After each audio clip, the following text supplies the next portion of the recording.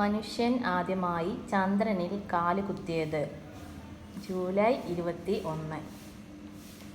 ആദ്യമായി ചന്ദ്രനിൽ കാലുകുത്തിയ വ്യക്തികൾ Neil Armstrong, Edwin Aldrin, Michael Collins.